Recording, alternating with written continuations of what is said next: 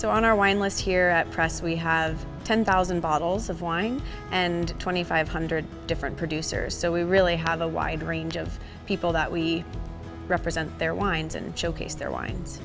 I think that it's really a restaurant for the community and for Napa Valley, for the community that it happens to be located in. It's really meant to be a restaurant that puts Napa Valley on a pedestal, and we do that, predominantly through the wine program and also the food that we use and the people, and really putting them all on a pedestal too.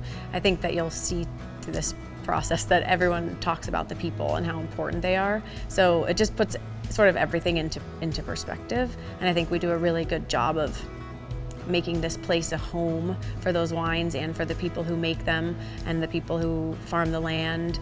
So it creates a unique energy because we all know the people coming in. Whenever anyone walks in the door, and predominantly local people that come here and bring clients of theirs, they're treated like their family, and it's because we really feel that way.